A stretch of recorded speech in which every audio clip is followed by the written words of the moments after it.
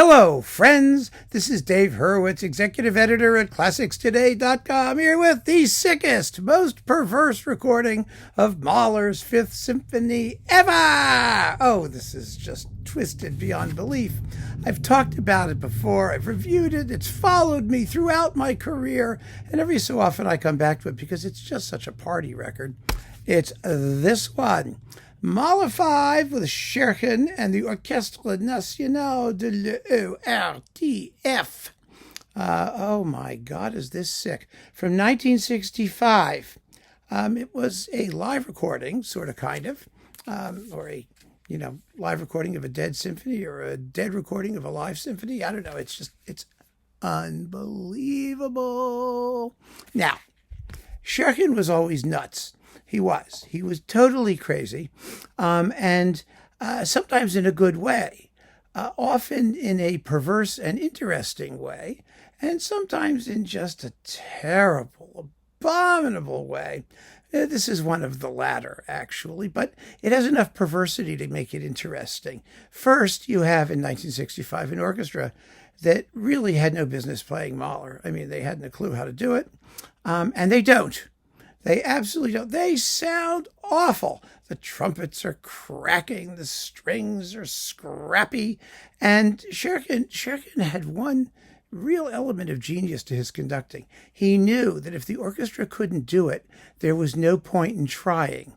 So he would usually just whip things up into a frenzy with parts flying in every direction, because it would be exciting. And we'd say, oh my gosh, the tempo is so crazy. The orchestra can't possibly do it. Well, he's right. If we're going to possibly do it at a slower tempo, well, take it faster and at least make it exciting. That's what happens in the second movement. They're hanging on for dear life. Well, they're hanging on for dear life the whole time. But basically, that's what happens in the second movement. It's very, very amusing to hear them scrambling to keep up. And the frenzy that he generates is, let's face it, you get, 100 people on stage and you just start telling them to go nuts, and it's exciting. It's exciting. What can I say? But the Scherzo. The Scherzo. Mahler's Fifth has the longest, biggest Scherzo in any major symphony. Period. It's between, 16 and 18 minutes usually. It's the longest movement in the symphony, or it should be. It's an extraordinary work. It's the central, most important movement. It's very rare. He doesn't get much credit, really, for doing that with the Scherzo. This is such a fabulously developmental, wonderfully intricate movement. It's just brilliant. Well, not here, because instead of 16 to 18 minutes, this one takes, get ready, 5 minutes. 5 fun-filled minutes of Scherzo. He basically plays it till he gets to a cymbal crash in the middle, and then he cuts to the coda. It's totally demented. That central part, well, he's making cuts all over the place, but you get to the part where it goes da da da da da da da da da da da da da da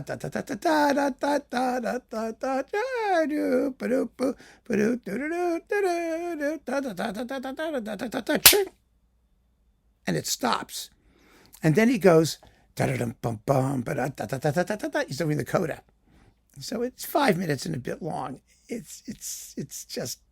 It's the suite from Mahler's Fifth. That's what this is, actually. That's what I called it when I reviewed this disc for Classics Today. In fact, if you want to hear how bad it is and you're a ClassicsToday.com insider, go to that review at ClassicsToday.com. And I've got samples, several musical samples that you can enjoy without fear of copyright claims. Anyway, so the Scherzo is just a disaster. The Adagietto, well, there's a live recording from Philadelphia that Scherchen did that has an even slower one. It's like 15 minutes long. Usually it takes like between 9 to 11, something like that. This one is more than 13 minutes long. It's the second slowest Adagietto ever, or just about the second slowest. He just loved this movement, and he loved to stretch it out. But there was an interesting point he made when it came to that Philadelphia recording that I remember vividly when reading the notes. He said, the playing was just so beautiful. And there is something there. the insight there is that the tempo really can be dependent upon the quality of the playing, the acoustics of the room, the sexy sound of the strings. I mean, if it's that gorgeous, why not? You know, that was his view. And I like that. That's such a more interesting and I think valid perspective than the period instrument people who say, well, it's basically a song for Alma. It should take 7 minutes. That's it. No more, no more, no less. Mengelberg did it in 7 minutes. So it's 7 minutes. No, not at all. If the orchestra can sustain it, go for it. That's what real musicians do. Phony ones look at period practice timings from historical recordings. So we learn something even there. But then we come to the finale. Oh, God, finale's 10 minutes long. Usually it's about 15, 16 minutes long. A little more if you're Barbaroli. Well, he cuts about, the entire later episode just goes poof. It's gone. And he also cuts the coda somehow, for some reason, where, I mean, what's the point? It's 30 seconds, 15 seconds of music, but he cuts that too. And the coda is so wonderful. It's just, and it flows so well, and it's hard to imagine what you could leave out, but he finds something to leave out, believe it or not. Yes, the sonics are somewhat dim with exaggerated presence in the percussion, so you hear sort of murky, and then crash. It just adds to the tasteless vulgarity and totally wanton perversity of the performance generally. And so I was just happy to have come across this again. I really am. I've got a very kind and helpful person now who is re-alphabetizing all of this. Because when I moved here, the alphabet got scrambled. I basically know where everything is because it exists in chunks, but I wanted things to be put back in alphabetical order, and I don't have time to do it. And so I found someone who's willing to do it, and it's just, I can't thank them enough. And one of the things that we uncovered was this. So I just felt that I had to talk about it again and give it its due. So go over to classicstoday.com, just stick in Mahler and Scherchen in the search engine and select their names, and this will pop up.